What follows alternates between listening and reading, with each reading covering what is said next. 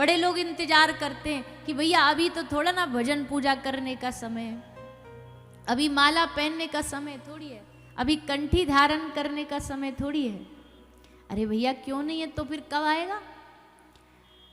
कल का क्या भरोसा कि जीवन में ये दिन ये सुबह देखने मिलेगी कि नहीं मिलेगी। अब इस इंतजार में बैठे रहो कि जब सब कर्मों से निवृत्त हो जाएंगे तब भजन करेंगे। पर एक बात बताओ, कभी जिम्मेदारियां छूटती हैं हमसे? जिम्मेदारियां कभी खत्म होती हैं? सोचते हैं हाँ छोरा का ब्याह हो जाए, बहू आ जाए, फिर थोड़ा सत्संग कथा में जाया करूंगी। अब छोरा की बहू आ गई, अब बोले अम्मा अब चल, अब सत्संग सुन ले, तो अरे घर में अकेली रह जाती है बेचारी। अब मैं सत्संग चली जाऊंगी तो फिर क्या बोलेगी, घर छोड़ के सासू चली जाती है।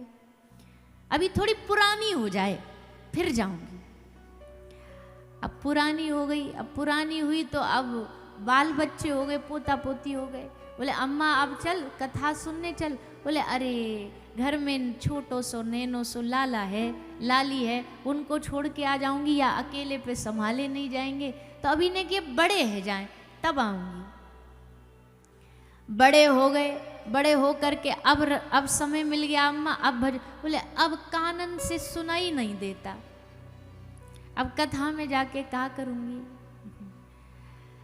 भैया जिम्मेदारियां तो अंतिम समय तक भी ऐसे पीछे लगी रहेंगी, दुनिया छूटती नहीं है, दुनिया छोड़नी पड़ती है सत्संग के लिए, भक्ति के लिए थोड़ा समय निकलता नहीं है, समय निकालना पड़ता है।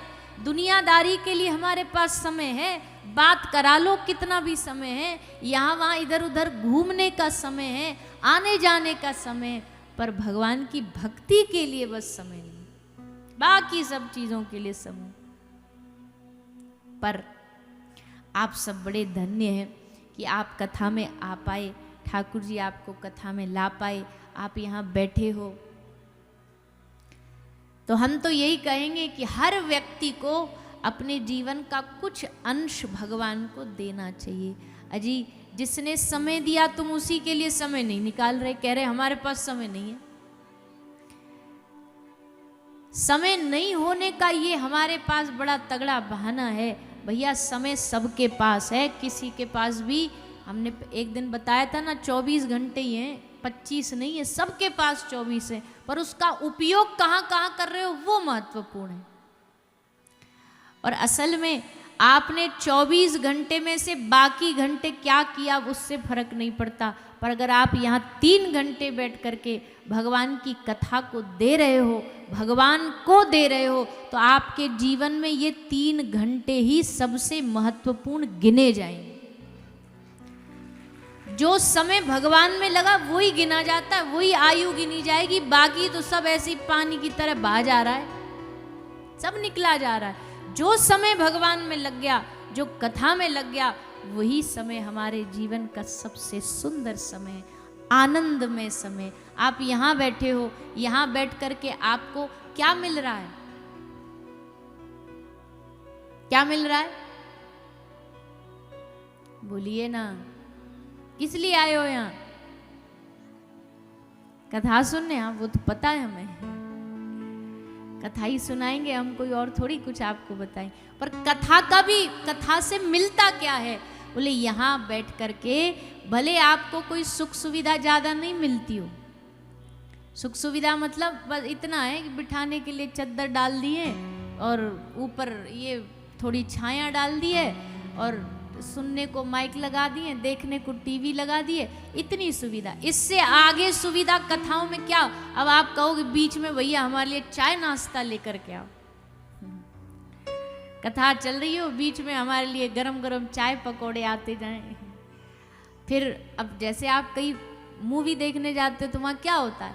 देखते जाओ खाते जाओ, इतने वो ले आओ, पॉपकॉर्न ले आओ, ये खाने को ले आओ, पीने को ले आओ, आदमी बड़े मजे से। वहाँ आदमी कह सकता भैया बड़ा मजेदार रहा, पर यहाँ मजा क्या है? बोले यहाँ मजा नहीं है, यहाँ मजा नहीं है, पर यहाँ भगवान की कथा होने के कारण, भगवान होने के कारण यहाँ परम आनंद की प्राप्ति होती है। और आनंद वही होता है जो सुख और दुख से परे हो, सुविधा हो ना हो, सोफा हो ना हो, कुर्सी हो ना हो, पंखा हो ना हो, लेकिन फिर भी आपको सुख मिल रहा हो, मजा आ रहा हो, तो समझिए आप किसी आनंद वाली जगह पर बैठे हो। मंदिर में खूब धक्के मिलते हैं, आदमी मंदिर जाता है कितने धक्के मिलते हैं, लेकिन जब मंदिर से वापस आता तो क्या बोलता, आहा आज बड़ा आनंद आया, आज भगवान के दर्शन करके बड़ा सुख मिला। अरे धक्के पड़ रहे थे वहां क्या आनंद? बोले नहीं, उन धक्कों में भी आनंद है, असुविधाओं में भी जो सुख मिले उसी को आनंद कहते हैं, असुविधाओं में भी। तो भैया आनंद कहाँ है? संसार में नहीं है, आनंद एक ही जगह है। आनंद श्री ठाकुर जी जहाँ उपस्थित हो जाएं वही आनंद है।